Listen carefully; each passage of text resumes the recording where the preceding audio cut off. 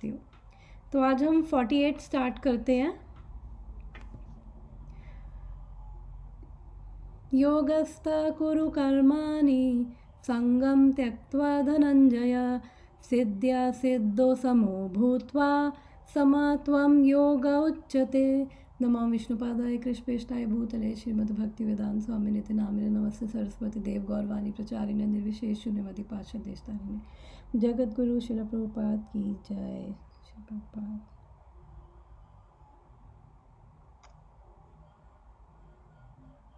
Okay, हरे कृष्णा। अब हम आज का स्टार्ट करते हैं। कोई पढ़ना चाहेगा, रीड करना चाहेगा ये वाला वर्ड्स? करो मैं रीड। हाँ कर। योगस्थ कुरु कुरु कर्माणि, ये तो पढ़ चुके। हाँ पढ़ना पढ़ सकती है, कोई प्रॉब्लम नहीं है। श्लोक पढ़ना है तो ओके। योगस्थ कुरु कर्माणि संगम त्यक्त्वा धनंजय सिद्धा सिद्धो समो भूत्वा समत्वं योग उच्यते।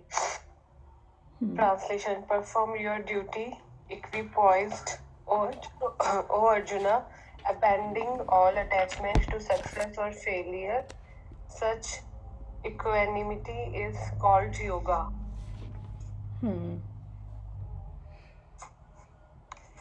एक बार इसकी हिंदी में भी पढ़ ले, सिर्फ ट्रांसलेशन पढ़ लेते हैं, फिर यहाँ से इंग्लिश में परपट पढ़ते हैं। 48। ओके, ये ना भक्ति टेक्स्ट पढ़ना है या परपट? 48 वाला। हे अर्जुन, जय अथवा पराजय की समस्त आसक्ति त्याग कर समभाव से अपना कर्म करो, ऐसी समता योग कहलाता है। ओके, अब हम परपट पढ़ते हैं, फिर डिस्कशन करते हैं। परपट पढ़। हाँ पढ़ रही हूँ। Krishna tells Arjuna that he should act in yoga. And what is that yoga? Yoga means to concentrate the mind upon the Supreme by controlling the ever-disturbing senses. And who is the Supreme? The Supreme is the Lord. And because he himself is telling Arjuna to fight, Arjuna has nothing to do with the results of the fight. Gain or victory are Krishna's concern. Arjuna is simply advised to act according to the direction of Krishna. The following of Krishna's dictation is real yoga. And this is practiced in the process called Krishna consciousness. By Krishna consciousness only can one give up the sense of proprietorship. One has to become the servant of Krishna or the servant of Krishna. That is the right way to discharge duty in Krishna consciousness, which also can help one to act in yoga.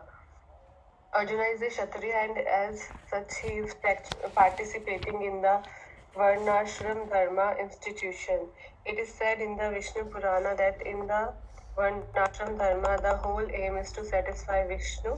No one should satisfy himself, as is the rule in the material world, but one should satisfy Krishna. So unless one satisfies Krishna, one cannot correctly observe the principles of Varnashram Dharma.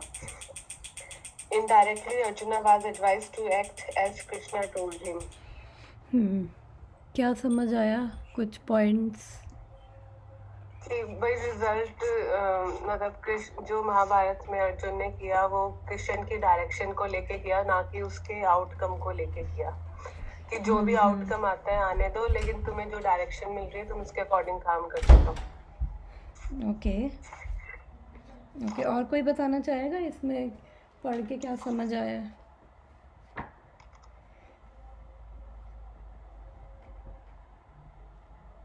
Okay, चलो फिर मैं बताती हूँ। Basically यहाँ पे first time अगर हम देखेंगे, भगवान क्या कह रहे हैं? परफॉर्म योर ड्यूटी इक्विपॉइज्ड, यानी कि समभाव से। O Arjuna, abandoning all attachment to success और failure. Hare Krishna. Such equanimity is called yoga. अब यहाँ पे फर्स्ट टाइम भगवान ने योगा के बारे में योगा वर्ड यूज़ किया है फर्स्ट टाइम। मतलब अभी तक जो हमने भगवत गीता देखी है, अभी सेकंड चैप्टर 48 पर है, उससे पहले अभी तक भगवान ने योगा ऐसा सच नहीं बोला। तो योगा का कोई मुझे मतलब बताएगा क्या होता है? योगा का मतलब एडिशन। किससे एडिशन? कनेक्शन। बिल्कुल बिल्कुल। भगवान से का एडिशन। योग का मतलब होता है एडिशन, जो सही बोला तूने। और योगा मतलब डिवाइन से कनेक्शन। हम लोगों का अभी क्या मिसिंग है? हम लोगों का अभी वो भगवान से केवल कनेक्शन मिसिंग है। तो अब यहाँ पे भगवान ने योगा फर्स्ट टाइम यूज़ किया है। तो इसमें भगवान क्या है, इसमें एक्चुअली कर्म योगा क्या होता है?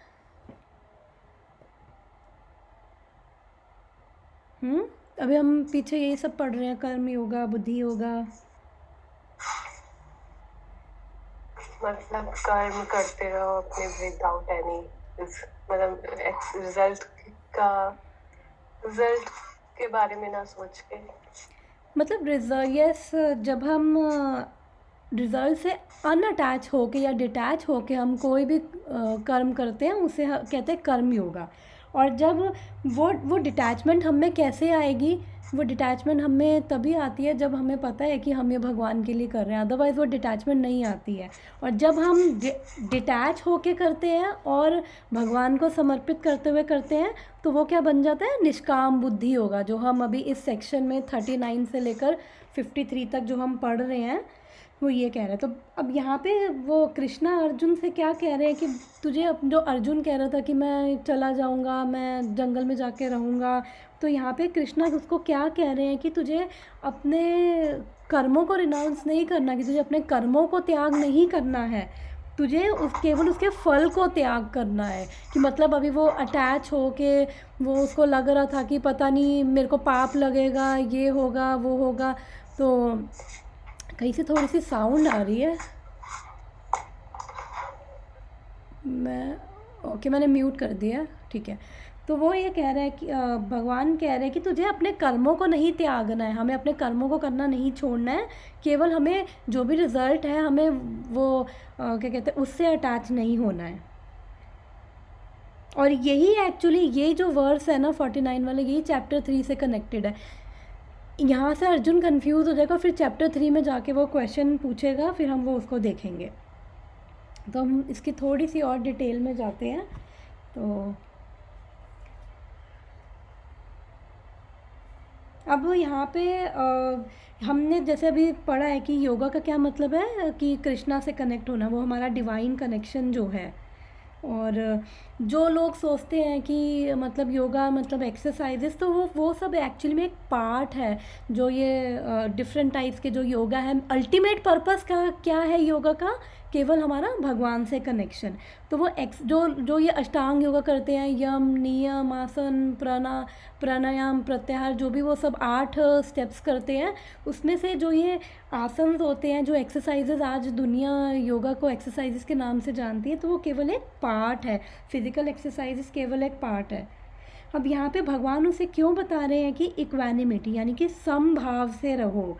मतलब ना तो ज़्यादा डिस्टर्ब हो, ना ज़्यादा दुखी हो, ना खुश। जब आपके पास खुशी है सक्सेस या फेलियर में, आप ज़्यादा अटैच ना हो, ना ज़्यादा खुश हो, ना ज़्यादा आप दुखी हो। उसका रीज़न क्या है?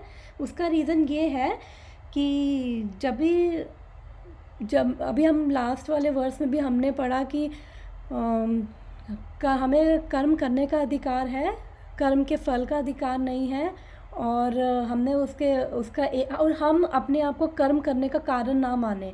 तो उसके पीछे मैंने बताया था कि 5 अलग अलग फैक्टर्स होते हैं, क्योंकि कुछ भी हो रहा है वो अल्टीमेटली भगवान के सैंक्शन से हो रहा है। लेकिन हम क्यों रिस्पॉन्सिबल है? बिकॉज हम वो इच्छा कर रहे हैं, और हम वो एफर्ट कर रहे हैं। फिर ऊपर से ये 3 गुण होते हैं प्रकृति के, वो भी उस पर एक्ट करते हैं। तो ये हम 3rd चैप्टर में डिटेल में इसके बारे में पढ़ेंगे कि ये सब क्या है। तो इसलिए केवल हमारी वजह से, क्योंकि रिज़ल्ट जो है वो केवल हमारी वजह से नहीं आ रहा है, इसलिए भगवान ने उसे बोला था कि केवल कर्म कर, और रिज़ल्ट तेरे हाथ में नहीं है। तो तेरे हाथ में क्या है? तेरी अपनी ड्यूटी करना है, जो भी तेरी प्रिस्क्राइब ड्यूटीज़ हैं। और अगर हम रिज़ल्ट से अटैच होते हैं, तो उससे क्या होता है, हमारी जो कॉन्शियसनेस है वो इन्हीं मटेरियल चीज़ों में एक तरह से लॉक होके रह जाती है, और फिर मैं उसके बियॉन्ड हम सोच ही नहीं सकते हैं। और हमारे क्या कहते हैं, और जब हम समभाव में होते हैं, यानी कि इक्वानिमिटी, इक्विपोइज्ड होते हैं जब हम, उससे क्या होता है कि बेसिकली हम समभाव में तभी होंगे जब हम सोल प्लेटफॉर्म पे होंगे, और सोल प्लेटफॉर्म पे कब होंगे, जब हम समझेंगे कि भगवान कौन है और एक्चुअली में हम कौन है। हम ये बेसिकली बॉडी नहीं है, हम ये सोल है। और जब हमें एक्चुअली में, अभी तो हमें केवल थियोटिकल पता है कि अच्छा ये बॉडी नहीं है, बट धीरे धीरे धीरे भगवान की कृपा से और जितना हम भगवत गीता में आगे देखते जाएंगे, हम पढ़ते जाएंगे, तो धीरे धीरे हमें वो जो भी केवल थियोटिकल कंसेप्ट है वो धीरे धीरे प्रैक्टिकली रियलाइजेशन हमें होने लग जाएगी, और हम फिर उसी सोल प्लेटफॉर्म से हम एक्ट करेंगे।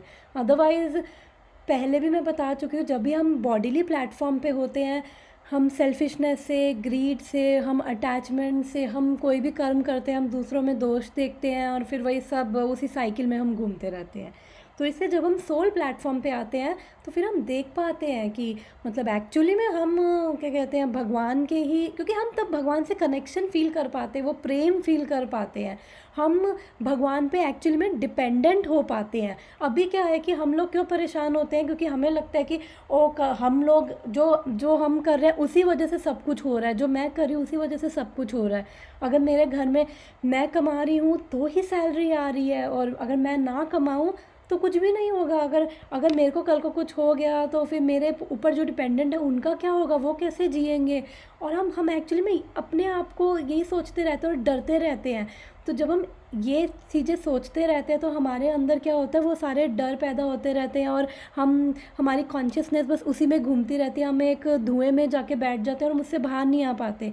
लेकिन अल्टीमेट रियलिटी क्या है कि एक्चुअली कुछ भी हमारे से नहीं हो रहा। हर एक सोल अपनी जर्नी पर है।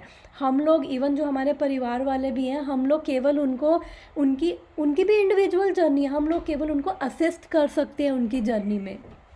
हम उनको बिना उनकी सोल को हम डैमेज किए हुए हम उनको केवल असिस्ट कर सकते हैं। हम अपना बेस्ट यही कर सकते हैं कि कैसे असिस्ट, यानी कि कैसे हम उनको क्या कहते हैं, हेल्प करें कि वो भी जो उस जर्नी में है, वो भी सोल्स जो हमारे परिवार वाले हैं वो भी क्या कहते हैं, और हम लोग उन पे अपनी एक्सपेक्टेशंस ना थोप कर हम लोग समझे कि हम लोग कुछ उनकी चीज़ें टॉलरेट करें। कि जो हमने पढ़ा था, मात्र स्पर्शस्तु कौन्तेय शीतोष्ण सुख दुखदा, जो मैं 2:14 में पढ़ के आए हैं, भगवान ने पहली बार ये तब बोला था, ये जो अब बोल रहे हैं कि टॉलरेट, 2:14 में पहली बार बोला कि टॉलरेट करो, सुख और दुख को टॉलरेट करो। हरे कृष्णा। सुख और दुख को टॉलरेट करो। और अब यहाँ पे भगवान वही बोल रहे हैं कि जो ये अटैचमेंट और फेलियर है उससे ज़्यादा वो ना हो। तो एक तरह से वही बोल रहे हैं भगवान। तो वो इसलिए बोल रहे हैं, मैं क्या बताने वाली थी, देखो इतनी जल्दी दिमाग से वो बीत जाता है। हाँ, क्योंकि हमारी क्या है कि जब हम अपने आप को मानते हैं ना हमारी वजह से सब कुछ हो रहा है, तो हम लोग बहुत परेशान रहते हैं। एक्चुअली में हमारी वजह से कुछ नहीं हो रहा, सब कुछ भगवान की वजह से हो रहा है। हम लोगों को केवल लगता है कि अगर मैं नहीं कमा के लाऊंगा वो नहीं खाएंगे, क्योंकि अगर हम नहीं कुछ करेंगे तो, या हम इस दुनिया में नहीं भी रहेंगे ना, तो भी पीछे वाले कुछ ना कुछ कर लेंगे, वो तब भी जी लेंगे और भगवान उनका कोई और ज़रिया बना देंगे। तो इसलिए ऐसा नहीं है कि केवल हम पे। अब एक हाथी है, वो कितने टन घास खाता है, कितने टन, और डेली है डेली। अब लेकिन प्रकृति फिर भी उसको प्रोवाइड कर रही है ना फूड। ऐसे भगवान ने सबके लिए अरेंजमेंट रखा हुआ है। लेकिन हम लोग क्योंकि भगवान पे आश्रित नहीं है, इस वजह से हम लोग अपने आप को बीच में सेंटर में रख के हम लोग डरते रहते हैं। हम जितना डरते रहते हैं, फिर हम लोग उस डर की वजह से हमारी सारी कॉन्शियसनेस उन चीज़ों में ट्रैप हो जाती है। फिर हम उसके बियॉन्ड देख नहीं पाते हैं चीज़ों को। इसलिए भगवान यहाँ पे कह रहे कि इक्विपॉइज्ड रहो, ठीक है ना। और इक्विपॉइज्ड रहोगे तभी तुम उस स्पिरिचुअल रियलिटी को सोच पाओगे। और जब तुम इक्विपॉइज्ड रहोगे तो वो फाउंडेशन बनाएगी स्पिरिचुअल, वो तुम्हें उस हायर अंडरस्टैंडिंग से, यानी भगवान से जुड़ने की। और वो कैसे फाउंडेशन बनाएगी, क्योंकि जब कुछ बाहर डिस्टर्बिंग सिचुएशंस होगी, हम नहीं डिस्टर्ब हो रहे, तो वो अपने आप में एक बहुत बड़ा अचीवमेंट है। और वो भी डेफिनेटली 100% होगा। धीरे धीरे धीरे ग्रेजुअली जितनी हमारी सिंसियरिटी होती है, जितना हमारा भगवान से कनेक्शन बनता है, फिर उतना ही हम लोगों को ये चीज़ें धीरे धीरे बाहर कितना भी शोर मच रहा हो, कितने भी नगाड़े बज रहे हो, इसका मतलब है कितनी भी प्रॉब्लम चल रही हो, लेकिन अंदर से जो मन है वो परेशान नहीं होगा। चाहे वो उसको नरक में बिठा दो, जो सेल्फ रियलाइज़ हो रहा है, चाहे वो स्वर्ग में भी इतना वो, क्योंकि हम जब सुख खाते हैं ना, हम तब भी भगवान को एक तरह से साइड में धक्का देके पीछे कर देते हैं। दुखों में तो खैर कोई चल जाता है भगवान के पास, कोई नहीं जाता, कोई अपना ही वो मतलब नशे का सहारा लेगा, अल्कोहल ये वो, कोई अपने माइंड का शेल्टर लेगा, मतलब हर कोई अपने डिफरेंट शेल्टर्स ढूंढ लेता है। कोई अपनी फियर्स का शेल्टर लेगा, कोई अपना क्या कहते हैं खाने में लग जाएगा, क्योंकि उसको वहीं से वो थोड़ा सा सेटिस्फैक्शन मिलती है, यानी वो खा रहा है, वो खाने का शेल्टर ले रहा है, कोई अपने डर का शेल्टर ले रहा है, कोई अपने ईगो का शेल्टर ले रहा है, कोई किसी चीज़ का शेल्टर ले रहा है, लेकिन वो भगवान का शेल्टर नहीं ले पाते। तो क्या होता है कि जब हम इक्विपॉयस रहते हैं, तो हम जब भगवान को सेंटर में रखेंगे, जब मुझे पता है कि तो मुझे हर पल भगवान याद रहेंगे, तो मुझे हर पल भगवान याद रहेंगे, तो मैं फिर देख पाऊँगी कि जो भी चीज़ें हो रही है वो अल्टीमेटली भगवान की कृपा से हो रही है, भगवान के सैंक्शन से हो रही है। चाहे वो गलत भी हो रहा है ना, तो इसमें भी भगवान मुझे कुछ लेसन देना चाहते हैं, इसमें भी कुछ मेरे लिए सीख है। और अगर गलत भी हो रहा है और मेरा माइंड डिस्टर्ब नहीं है, तो इसका मतलब भगवान की मेरे पे बहुत कृपा है कि क्योंकि वो चाहते हैं कि कुछ ऐसी परिस्थितियाँ लाइफ में आए और जब मैं उनको फेस करने के बाद मेरे अंदर ट्रांसफॉर्मेशन हो। जब वो ट्रांसफॉर्मेशन होती है, तो वो एक तरह से हम स्पिरिचुअली इवॉल्व करते हैं, मतलब हम धीरे धीरे जब हम चीज़ों को एक्सेप्ट करते हैं, क्योंकि क्या होता है जब दुख आता है तो भी हम लोग बहुत डिस्टर्ब हो जाते हैं, हम चीज़ों को एक्सेप्ट नहीं कर पाते हैं, और जब हम एक्सेप्ट नहीं कर पाते तो हम एक तरह से हार्ड हार्टेड हो जाते हैं, और हम वो चीज़ें फिर हम उसकी वजह से हमारे अंदर डर भर जाता है, गुस्सा भर जाता है। जैसे कई कहते हैं कि क्या कहते हैं, कई लोग जो देवी देवताओं की भी पूजा करते हैं वो केवल इसलिए करते हैं क्योंकि उनको डर लगता है कि अगर हम सोमवार के व्रत नहीं रखेंगे, मंगलवार को ये नहीं करेंगे, शुक्रवार को वो नहीं करेंगे, या फिर इसकी मूर्ति अपने मंदिर में नहीं रखेंगे, तो क्या कहते हैं हमारा बुरा हो जाएगा। एक्चुअली मतलब हमने भगवान को कितना मतलब नीचे ला के गिरा दिया है, भगवान को फ़र्क ही नहीं पड़ता वो अच्छे बुरा। तो भगवान तो आगे जाके अभी कहेंगे कि मैं क्या कहते हैं बीच में मटेरियल वर्ल्ड, भले ही भौतिक संसार मैंने क्रिएट किया है, लेकिन मैं किसी जीव को मैं पार्शियल नहीं हूँ, मैं ना उसको किसी को दुख देता हूँ ना मैं सुख देता हूँ। और मतलब हम कितनी नीच सोच रख के भगवान को भी अगर ऐसा करेंगे तो भगवान इतने वेले नहीं बैठे कि हमारे साथ आके वो बुरा करे और वो करे। लेकिन हाँ, जब उनकी कोई शरण में जाता है तो बुरे से उसको ज़रूर बचा लेते हैं, उसके बुरे कर्मों को तो वो काट देते हैं, और जो भी उसकी सफरिंग होती है, जब हमारी सफरिंग क्यों है केवल बुरे कर्मों की वजह से, जब मेरे बुरे कर्म कट जाएंगे तो सफरिंग ख़त्म हो जाएगी, और वो इसी जन्म में 100% पॉसिबल है। ठीक है ना, उसके लिए हमें ऐसा नहीं कि लाइफ आफ्टर लाइफ टाइम हमें जन्म लेना पड़ रहा है। अब हमारी दूसरा पॉइंट है कि हमारी दो तरह की डिस्ट्रैक्शंस होती हैं। तो दो तरह की डिस्ट्रैक्शंस क्या होती है, एक पेन है और एक प्लेजर है, यानी कि सुख और दुख। दुख का तो मैंने अभी बता दिया, अब सुख भी कैसे वो डिस्ट्रैक्शन है, क्योंकि जब हम बहुत हमें खुशी मिलती है ना, तो भी हम लोग ज़मीन पे अपने पाँव नहीं रख पाते हैं, तो भी हमें क्या चाहिए, हमें उसमें भी भगवान की कृपा देखनी चाहिए कि देखो कितना अच्छा है मेरे जीवन में। अगर कुछ अच्छा है तो वो केवल भगवान की कृपा की वजह से, अदरवाइज़ मैं तो वो डिज़र्व भी नहीं करता ये सब जो अच्छा हो रहा है मेरे साथ। तो जनरली लोग क्या होते हैं कि खुश में तो साइड हो जाते कि अब क्योंकि हम लोग अपने मटेरियल वो लेकर चलते हैं, इच्छाएं लेकर चलते हैं कि मेरी ये इच्छा पूरी होगी, वाह मैं बहुत खुश हूँ। उसके बाद फिर भगवान को साइडलाइन कर देते हैं, और वो हम फिर हमारे अंदर वो क्या कहते हैं दुख में ही ज़्यादा अच्छी ट्रांसफॉर्मेशन होती है, क्योंकि दुख में हम थोड़ा भगवान से फिर भी कनेक्टेड फील करते हैं।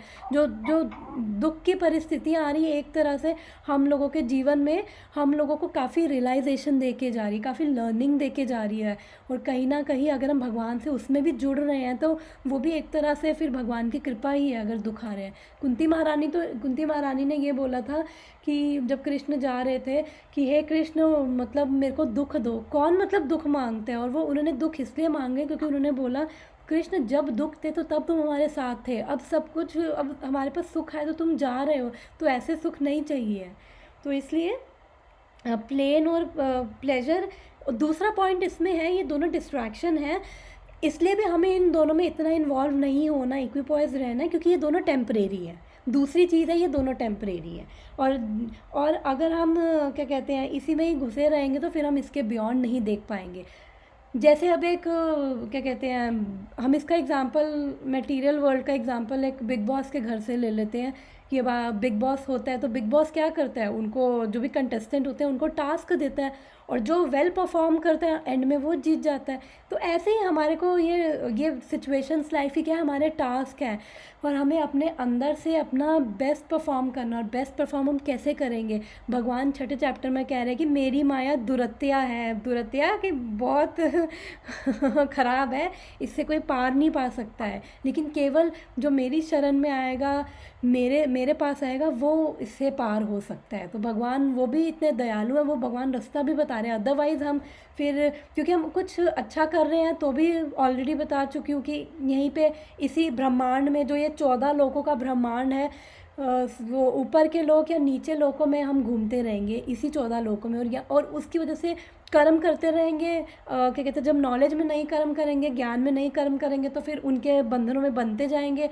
अच्छा करेंगे फिर उच्च लोकों में जाएंगे, बुरा करेंगे नीचे लोकों में आएंगे, और बस फिर सफ़र करते जाएंगे, पेन फील करते जाएंगे। और उस फिर ये एक तरह से एक ट्रैप है एक, और इस ट्रैप से कभी निकल ही नहीं पाएंगे। तो योगा का ओके। और दूसरी चीज़ ये भी है कि जो भी तीसरी चीज़ ये भी है कि हम इक्विपॉइज इसलिए रहें क्योंकि जो ये मटेरियल चीज़ें हैं, नो डाउट हम लोगों को सब चीज़ चाहिए है, लेकिन हम लोगों को उसमें इतना ऑब्जर्व नहीं होना कि बस उन्हीं के लिए हम पागल हो जाए, ठीक है ना। और भगवान ये कह रहे कि बैलेंस रहो, भगवान ये नहीं कह रहे कि तुम अच्छा घर ना लो, गाड़ी ना लो, वो ना लो, ठीक है, सब चीज़ें जो हैं सब चाहिए, लेकिन उसके भगवान कह रहे हैं अपनी कॉन्शियसनेस को उसके अंदर किडनैप मत होने दो। ये भगवान का पॉइंट है। और जब मैं इक्विपॉइस रहूँगा, इक्विपॉइस यानी कि समभाव में, मैं बता चुकी हूँ कि कैसे रहूँगी। जब मैं भगवान से कनेक्टेड रहूँगी, जब मैं समझूँगी एक्चुअली मैं भगवान की हूँ, मैं उन्हीं का ही अंश हूँ। और जब मैं उन्हीं का ही अंश हूँ तो मेरे को सेटिस्फैक्शन कहाँ मिलेगी, क्योंकि अल्टीमेटली कोई भी भगवान क्या है, ब्रह्मा जी बोलते हैं ब्रह्म संहिता में, ईश्वर परमा कृष्ण सच्चिदानंद विग्रह अनादिरादिर गोविंद सर्व कारण कारणम। तो भगवान को बोला गया सत चित आनंद, जो मैं ऑलरेडी बहुत बारी ये बता चुकी हूँ सच्चित आनंद क्या है। तो जो आनंद है, भगवान आनंदमय है, ठीक है ना, भगवान को किसी की ज़रूरत नहीं पड़ती आनंद के लिए। तो अल्टीमेटली अगर कोई भी, हम लोग भी जो भी हमारी डिज़ायर्स हैं, हम लोग भी अल्टीमेटली क्या क्या करना चाह रहे हैं। हम लोग की, अगर मेरे को बड़ा घर चाहिए, मुझे बड़ी गाड़ी चाहिए, मुझे अच्छा सैलरी पैकेज चाहिए, मैं चाहती हूँ मेरे बच्चे भी इंटेलिजेंट हो, तो अल्टीमेटली मैं ये सब क्यों चाह रही हूँ, क्योंकि अल्टीमेटली मैं चाहती हूँ कि मैं सुखी हूँ और मैं साथ में खुश रहूँ, मैं मेरे को खुशी मिले, मेरे को हैप्पीनेस मिले।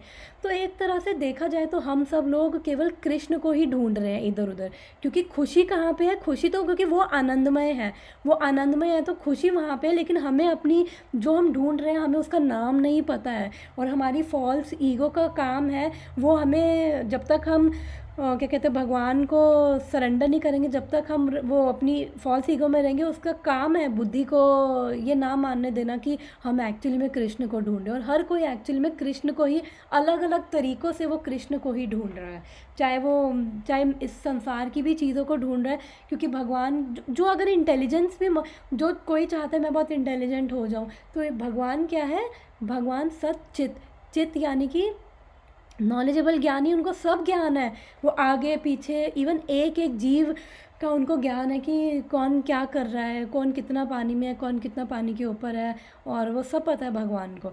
तो इसलिए अल्टीमेटली जो इंटेलिजेंस भी चाहते हैं, चाहे वो बड़े बड़े साइंटिस्ट हैं, वो भी भगवान की चित पोटेंसी के पीछे भाग रहे हैं, और जो खुशी चाहते हैं वो भगवान के इस वो पोटेंसी के पीछे भाग रहे हैं। तो अल्टीमेटली हम सब अपने आप में कृष्ण को ढूंढ रहे हैं, लेकिन उसका हम नाम नहीं देना चाहते हैं अलग अलग कारणों की वजह से, और हम स्वीकार भी नहीं करना चाहते। एक्चुअली में हम कृष्ण को ही ढूंढ रहे हैं, ठीक है।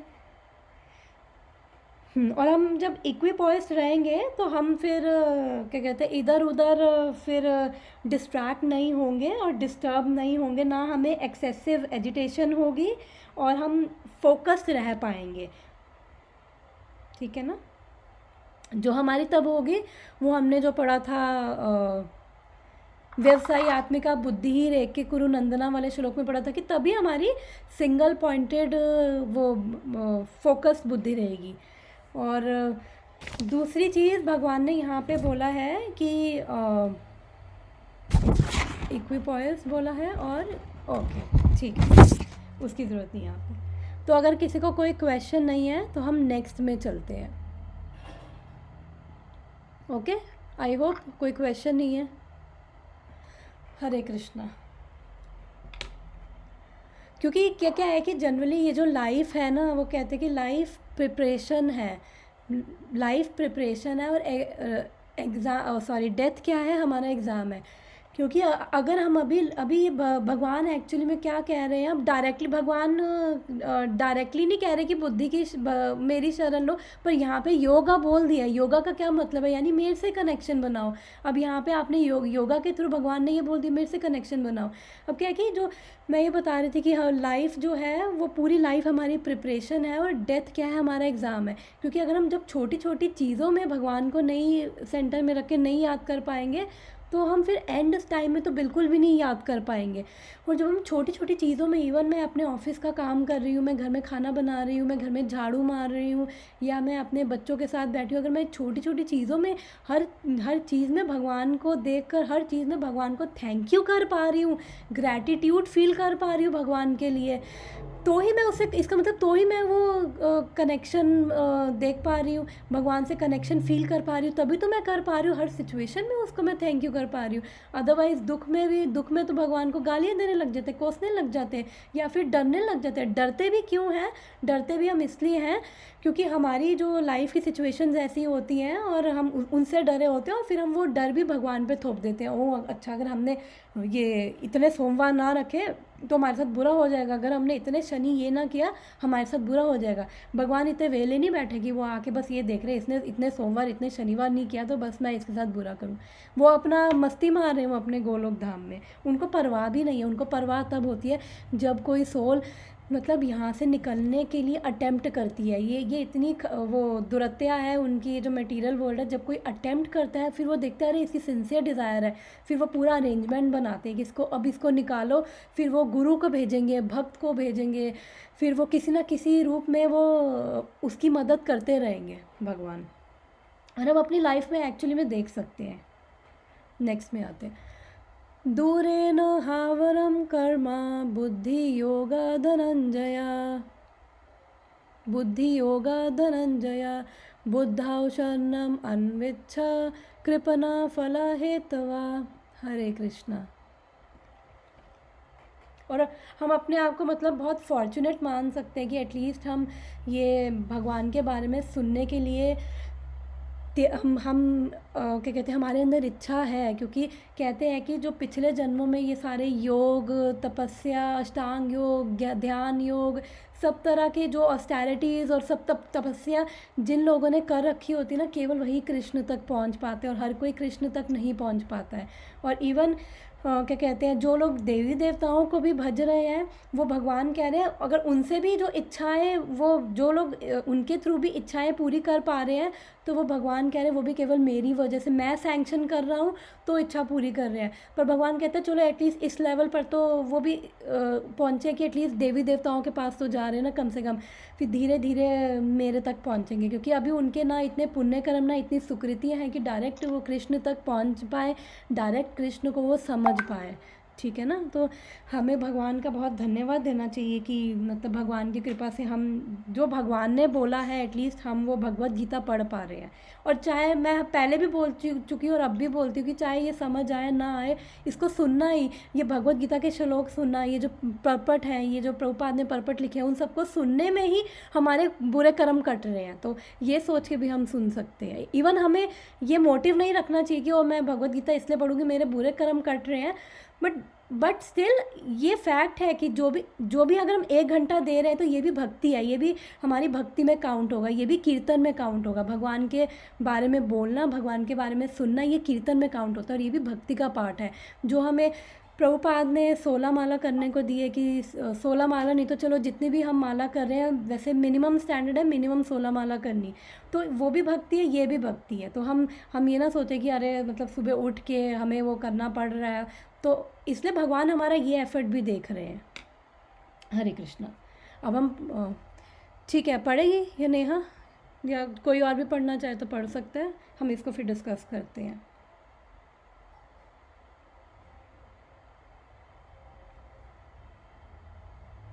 कौन पढ़ना चाहेगा इसको, या मैं पढ़ूं? ओके, हरे कृष्णा, मैं पढ़ती हूँ। O Dhananjay, keep all abominable activities far distant by devotional service, and in that consciousness surrender unto the Lord. Those who want to enjoy the fruits of their work are misers. अब एक बार इसका हिंदी में भी केवल मतलब देखते हैं इस श्लोक का क्या है। हे धनंजय, भक्ति के द्वारा समस्त गृहीत कर्मों से दूर रहो और उसी भाव से भगवान की शरण करो। जो व्यक्ति अपने सकाम कर्म फलों को भोगना चाहता है वह कृपण है। भगवान कह रहे हैं कि वह कृपण है। One who has actually come to understand one's constitutional position as an eternal servitor of the Lord gives up all engagements save working in Krishna consciousness. As already explained, Buddhi Yoga means transcendental loving service to the Lord. Such devotional service is the right course of action for living entity.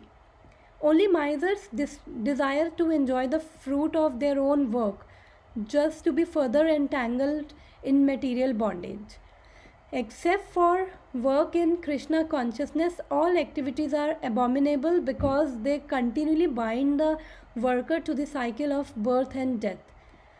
One should therefore never desire to be the cause of work. Everything should be done in Krishna consciousness. Hare Krishna. For the satisfaction of Krishna. Misers do not know how to utilize the assets of riches which they acquire by good fortune or by hard labor.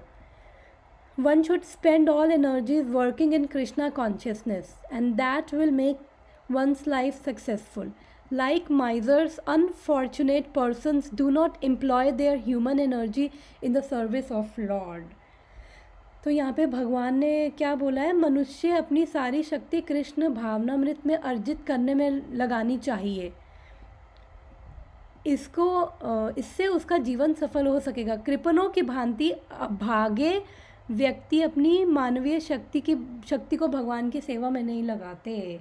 तो यहाँ पे प्रभुपाद क्या कह रहे हैं, कृपणों की भांति अभागे, मतलब जो बिल्कुल फॉर्चुनेट नहीं है वो बेचारे अभागे व्यक्ति हैं जो भगवान की सेवा में नहीं लगाते हैं, क्योंकि उनको पता ही नहीं है पर्पस क्या है। तो कोई मुझे 1-2 पॉइंट्स इसके बताना चाहेगा, फिर मैं इसका डिस्कशन हम स्टार्ट करते हैं।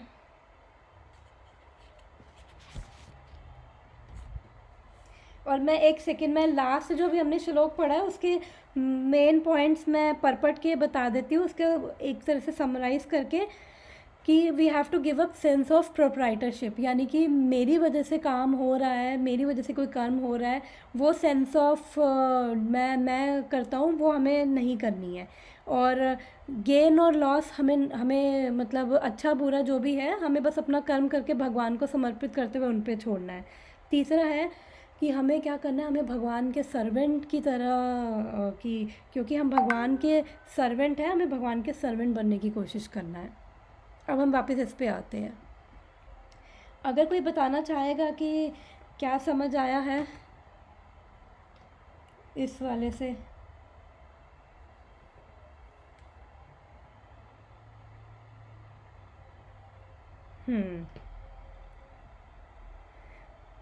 ओके, ठीक है, चलो फिर मैं बताती हूँ। अब यहाँ पे क्या कहते हैं, भगवान क्या बोल रहे हैं, Those who want to enjoy the fruits of their work are misers. ये बेसिकली सकाम कर्मों की बात कर रहे हैं। सकाम कर्म क्या होते हैं कि जो भी हम अटैच होके कर्म करते हैं और हम चाहते हैं, हम रिजल्ट से अटैच होते हैं बेसिकली, तो वो होते हैं सकाम कर्म। तो यहाँ पे भगवान क्या बोल रहे हैं, ये जो ट्रांसलेशन है, ट्रांसलेशन क्या है, श्लोक का मतलब है, यानी कि भगवान ने ये बोला है कि जो क्या कहते हैं, फ्रूट्स जो अपने फल को इंजॉय करना चाहते हैं, अच्छा या बुरा जो भी है, वो माइजर्स हैं, यानी वो कृपण हैं बेचारे। और वो क्यों हैं? और मेरा एक क्वेश्चन है कि हमें क्या कहते हैं, क्या क्या फ्रूट्स मिलते हैं जब हम अपने रिज़ल्ट को एंजॉय करना चाहते हैं? कोई मुझे बताएगा क्या फ्रूट मिलते हैं हमें, सॉरी, क्या रिज़ल्ट मिलता है अगर हम अटैच होके अपने फ्रूट्स, अपने जो कर्म के फलों को एंजॉय करना चाहते हैं, तो उससे मेरे को क्या रिज़ल्ट मिलेगा?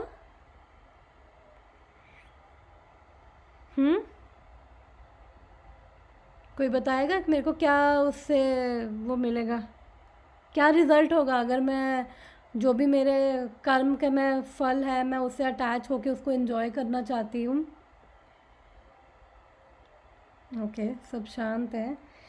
तो एक्चुअली में जब मैं अटैच होती हूँ तो मेरे को उसका फल क्या मिलेगा? वही ये जन्म और मृत्यु की साइकिल जिसमें हम घूम रहे हैं अभी।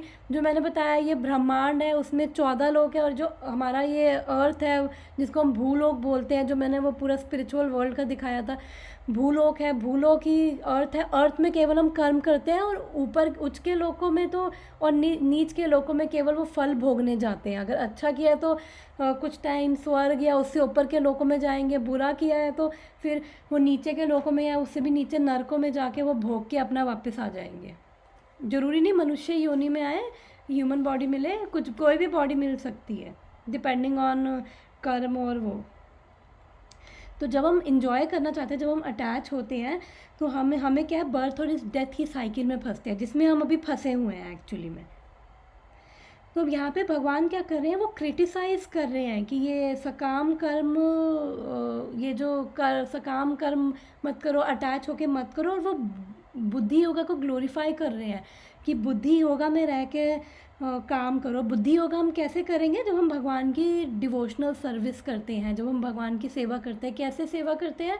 भगवान के नाम का जाप करके, और हर काम को करते हुए भगवान को सेंटर में रखते हैं। अगर मैं खाना बना रही हूँ तो भगवान को भोग लगा के खा रही हूँ, ऑफिस में काम कर रही हूँ तो मैं ये कॉन्शियसनेस से कर रही हूँ कि ये भी मुझे भगवान ने नौकरी दी है, और ये मुझे अपने परिवार को पालने के लिए दिया, और ये भगवान की कृपा से मिली है, चाहे क्या कहते हैं कैसा भी हो ऑफिस। लेकिन अगर मैं इस कॉन्शियसनेस से अपने कर्म करूँगी तो फिर मुझे उससे क्या कहते हैं, अच्छा हो बुरा हो, मुझे अटैचमेंट नहीं होगी और मुझे उसका फल भी नहीं मिलेगा।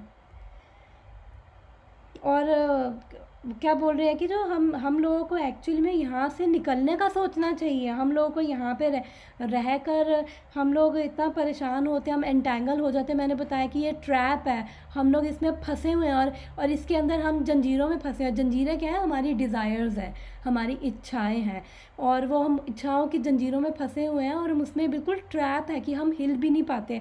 जैसे मकड़ी के जाले में एक कोई कभी वो कीड़ा मकोड़ा कोई फंस जाता है, उसके बाद वो हिल भी नहीं पाता है, और मकड़ी उसका वो कितने मतलब तड़पता है, वो मकड़ी आके उसको खून चूसी जा रही है, और वो मर भी नहीं पा रहा है, मतलब तड़प तड़प के मर रहा है। तो हमारी भी वही हालत है कि हम ढंग से मर भी नहीं पा रहे हैं। मरना तो एक बार ही है, लेकिन हम डेली के डेली मरते हैं एक्चुअली। वो बिल्कुल हमारी भी वो मकड़ी के जाले में फंसे हुए हैं, वो उस कीड़े की तरह हालत है। जब हम बुद्धि योगा में रहकर काम करेंगे, और हमें ये प्रैक्टिस है, आएगा, ऐसा नहीं है कि हमने आज सुन लिया, हमें प्रैक्टिस करना पड़ेगा। हो सकता है कि मुझे अभी याद रहे कि अरे हाँ, मेरे को अपने वो भगवान को समर्पित करते हुए काम करना है, लेकिन हो सकता है अगले ही पल मैं भूल जाऊँ। तो हम इसलिए बार बार हम ये भगवत गीता सुनते हैं, इसलिए हम हर संडे इसलिए मिलते हैं कि हम बार बार ये चीज़ें रिमाइंड करवाते जाएं अपने आप को कि हमें क्या करना है, हमें कैसे रहना है। जब हम हर संडे मिलेंगे, भगवत गीता पढ़ेंगे, उसको सुनेंगे, तो अपने आप को चीज़ें रिमाइंड करवाएंगे, हम सीखेंगे। भगवान हमें आगे स्टेप बाय स्टेप, अभी 2nd चैप्टर तो पूरी समरी है, आगे जाके तो भगवान स्टेप बाय स्टेप, मतलब अर्जुन को 2nd चैप्टर के बाद सेटिस्फैक्शन नहीं मिली थी, उसको समझ नहीं आया था, otherwise Bhagavad Gita 2nd chapter में ख़त्म होती। अब वो भगवान आगे डिटेल में इतनी चीज़ें बताएंगे, भगवान अपने बारे में बताएंगे, 4th चैप्टर से अपने बारे में बताना शुरू करेंगे। अभी तो अपने बारे में भगवान ने कुछ बताया ही नहीं है। फिर धीरे धीरे भगवान जब खोलेंगे अपने आप को, सारे पत्ते खोलेंगे, फिर हमें समझ आएगा। तो भगवान यहाँ पे क्या कह रहे हैं, रिजेक्ट ऑल एबॉमिनेबल एक्शंस, यानी कि फ्रूटिव एक्शंस, यानी कि सकाम कर्म, और हमें बुद्धि योगा में एक्ट करना है, क्योंकि वो हमें बर्थ और डेथ की साइकिल में बांधती हैं।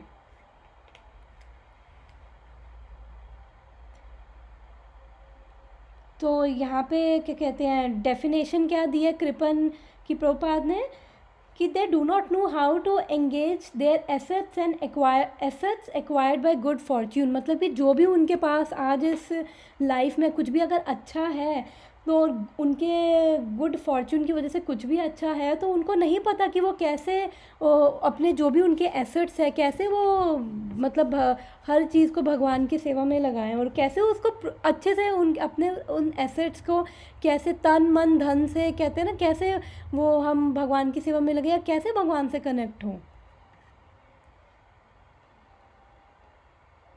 अब यहाँ पे क्या है कि भगवान ने पहले तो अर्जुन को ये भी बोला था कि 31 से लेकर 37 तक कि क्या कहते हैं, अगर तेरे को एंजॉय करना है तो तू ठीक है, तू कर्म कांडा बताया था, यानी कि तू शास्त्रों के अनुसार जाके अपने कर्म कर। कर्म कांडा क्या है कि मेरे को ये इच्छा पूरी करने के लिए मैं शास्त्रों में के अनुसार कर्म करूँ, मैं अपनी इच्छाएं पूरी करूँ। लेकिन अब भगवान उसको कह रहे हैं कि वो सब उसको कह रहे हैं कि वो इनऑस्पिशियस है, वो एबॉमिनेबल वर्क है, यानी कि वो गृहित कर्म है। जो भी भगवान ने उसे पहले बताया था, पहले उसको भगवान ने फॉर आर्ग्यूमेंट सेक बताया था कि एटलीस्ट जो लोग उस कर्म कांड के लेवल पे भी नहीं हैं, जो लोग देवी देवताओं के भी लेवल पे नहीं हैं, वो एटलीस्ट उनके पास जाए। लेकिन जो सच में यहाँ से इस ट्रैप से निकलने की सोचते हैं, जो ऊपर उठने की सोचते हैं, ये उनके लिए नहीं है। और इवन भगवान यहाँ पे वो रिकमेंड नहीं कर रहे हैं वो कर्म कांडा वाला। और भगवान ने बोला था कि वे अभी आगे 52 में बोल देंगे, ये घना जंगल है, ये सब इसमें फंस जाओगे तुम, और फिर तुम निकल ही नहीं पाओगे यहाँ से। और एक्चुअली में ये घना जंगल है। और जब हम जंगल में हम देखेंगे, हम जंगल में जा रहे हैं, हमें नहीं पता चलता कि कहाँ कौन सा रास्ता कहाँ निकल रहा है, और मतलब चारों ओर पेड़ और अंधेरा, फिर ऐसी वाइल्ड लाइफ, कोई भी जाए वो परेशान होके ही मर जाए उस जंगल में। तो और यही होता है हमारे साथ भी।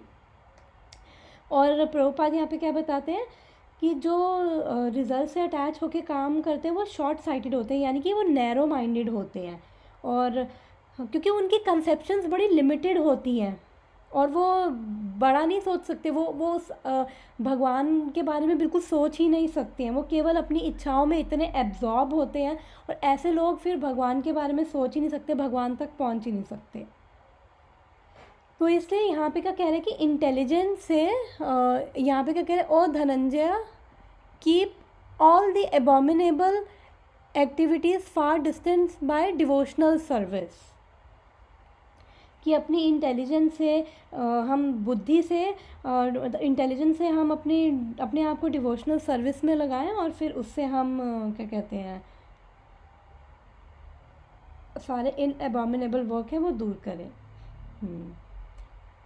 और यहाँ पे ऊपर जो भगवान ने बोला आवरम, जो श्लोक में बोला आवरम कर्मा, ये ऊपर जो बोला है दूरेन ही अवरम कर्मा, अवरम कर्मा यानी कि जो भी गृहित कर्म है, जो भी अबॉमिनेबल वर्क है। तो अभी वही मैंने बताया कि बिकॉज अभी भगवान ने डायरेक्टली इंट्रोड्यूस नहीं किया अपने आप को, इसलिए भगवान बोलते हैं कि टेक शेल्टर ऑफ बुद्धि, क्या कहते हैं, बुद्धि का शेल्टर लो, बुद्धि की शरण ग्रहण करो। तो बुद्धि क्या है, हमने ये और पहले भी पढ़ चुके हैं कि 10.10 में भगवान ने क्या बोला है, 10वें भगवद गीता के 10वें चैप्टर के 10वें श्लोक में, तेषां सतत युक्तानां भजतां प्रीतिपूर्वकं ददामि बुद्धि योगम तम येन मामुपन्ति ते। मतलब कि जो मेरे को क्या कहते हैं डिवोटेड होके सर्व करते हैं, I give the understanding by which they can come to me, यानी कि मैं उनको बुद्धि दे रहा हूँ कि मेरे तक कैसे आओ। हरे कृष्णा।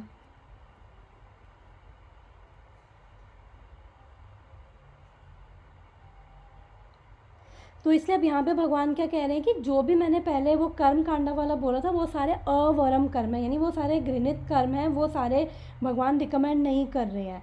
और ऊपर ये है कृपना फल हेतुआ, यानी कि जो फल हेतुआ के लिए, जो फलों के लिए काम करें, वो सारे कौन है, वो सारे कृपन हैं। क्योंकि जो हमारी ह्यूमन लाइफ है बेसिकली, हमें जो ये जीवन मिला है, हम कोई भी काम कर रहे हैं तो हमें उसका, मैंने बताया था पिछले श्लोक में भी, हमें केवल उसके मटेरियल रिजल्ट्स नहीं मिल रहे हैं, हमें उसके स्पिरिचुअल रिजल्ट्स भी मिलते हैं, और स्पिरिचुअल जो भी फल मिल रहे हैं वो एटर्नल है। तो हम क्या कहते हैं, जब भी कोई हम कोई भी कर्म कर रहे हैं तो हमें अगर उसके क्योंकि जो भी रिजल्ट्स हैं हम, ऐसा नहीं है कि हमेशा टेम्परेरी ही होंगे, अगर हम सही कॉन्शियसनेस में रह कर कर्म करते हैं तो वो हमारे रिजल्ट्स एटर्नल होते हैं। तो इसलिए हमें क्या कहते हैं, और जो मतलब those who turn away and seek the temporary they suffer. टेम्परे जो भगवान से मुंह मोड़ लेते हैं, भगवान को ज़्यादा इंपॉर्टेंस नहीं देते, उनकी लाइफ में फ़र्क नहीं पड़ता, भगवान है नहीं, हमारी लाइफ तो मस्त चल रही है, वो सब टेम्परेरी के पीछे भागते रहते हैं, तो फिर वो लोग अल्टीमेटली क्या करते हैं, सफ़र करते हैं। और क्या सफरिंग है, जो मैंने बताया है, ये जन्म और मृत्यु की साइकिल, ये एक ट्रैप है।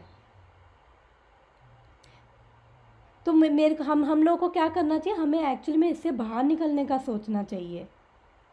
और फिर बोलते हैं भगवान, बुद्धाओ शरणम अन्विच्छा, यानी कि सरेंडर विद इंटेलिजेंस। जो भी मैंने बताया, इंटेलिजेंस का क्या मतलब है, यानी कि क्या कहते हैं, जब मेरे को इंटेलिजेंस आएगी, जब मेरे को पता होगा कि मैं कौन हूँ, भगवान कौन है, तो फिर मेरे को पता रहेगा, अच्छा मैं ये बॉडी हूँ और मैं बॉडी नहीं हूँ, मैं एक सोल हूँ, और जो सोल क्या है, सनातन, एटर्नल है।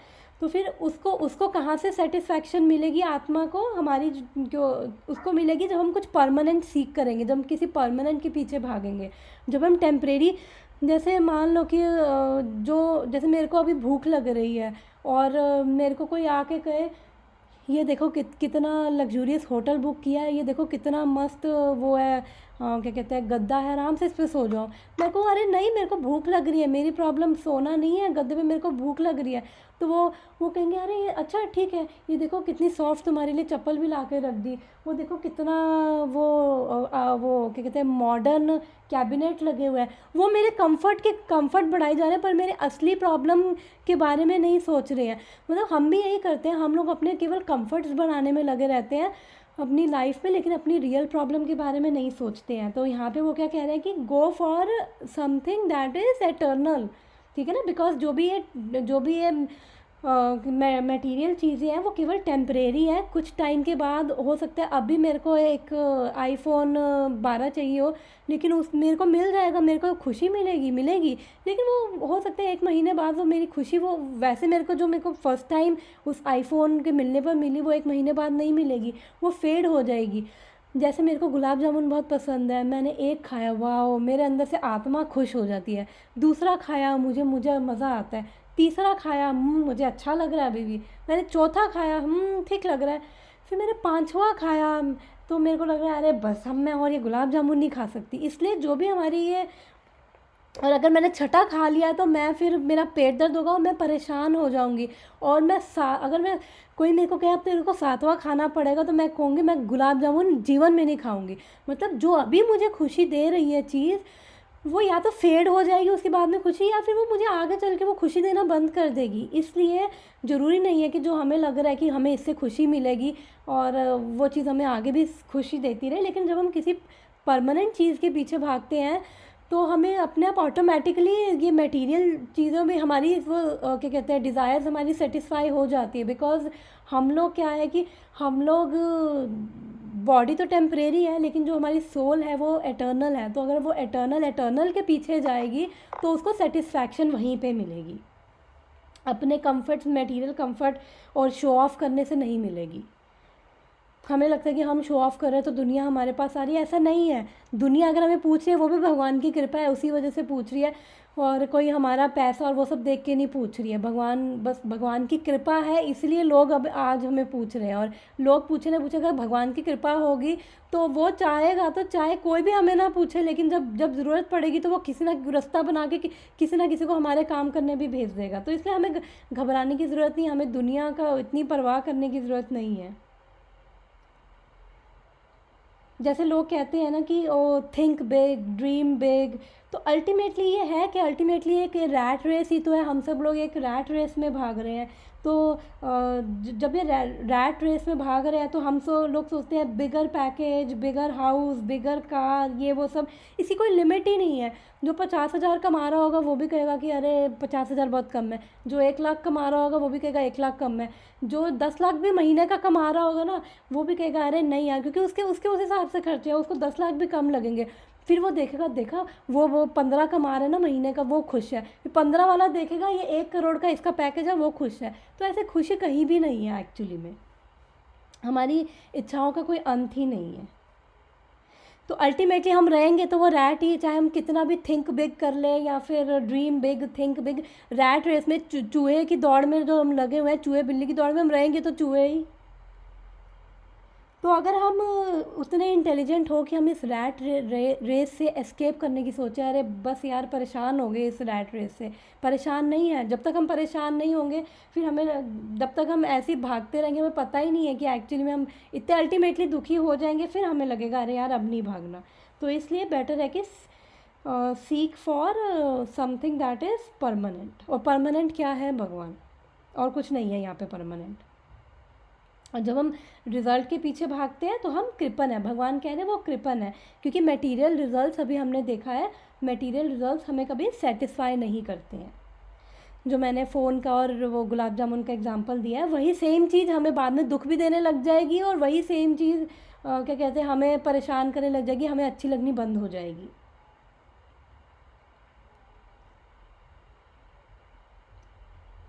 Therefore, instead of choosing infinite longings, we can redirect our desires towards Krishna. This is intelligence.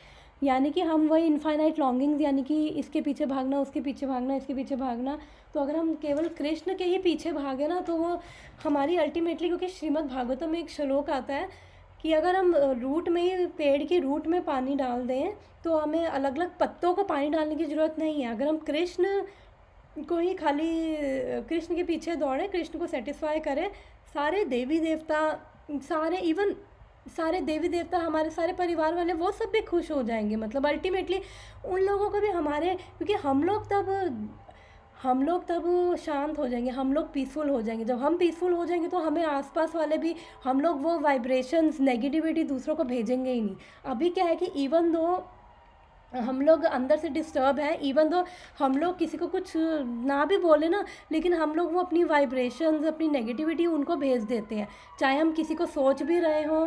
और ओके, आवाज़ हो रही थी, चाहे हम किसी के बारे में सोच रहे हो, वो नेगेटिविटी वो सब भेज देते हैं उनको।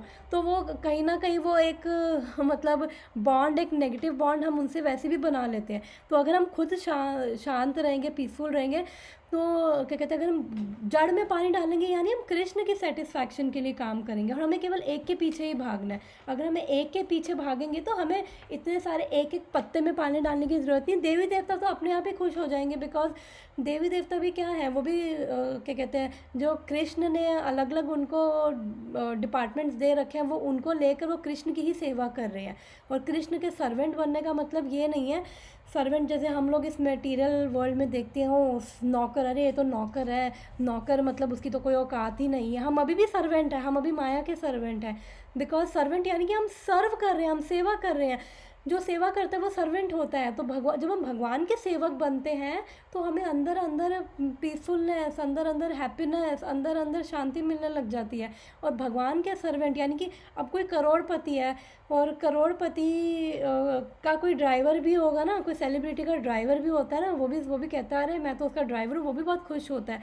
और ऊपर से चलो वो तो सेलिब्रिटी, तो फिर भी उसको अच्छा ट्रीट करे ना करे, लेकिन जो भगवान से प्रेम करते हैं, भगवान तो उनके लिए मर मिटने को तैयार हो जाते हैं।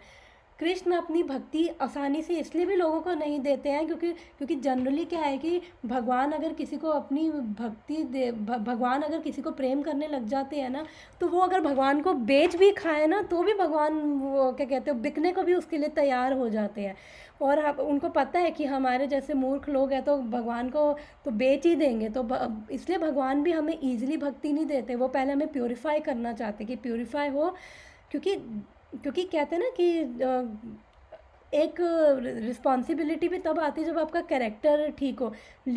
कोई लीडरशिप पोजीशन पे है और मान लो हमारा कोई नेता वेता है और वो बस अपने ही जेबें भरने में लगा है, उसको जनता की परवाह नहीं है, तो उसकी उस लीडरशिप का, उसकी उस बड़ी रिस्पॉन्सिबल पोजीशन का क्या फ़ायदा है।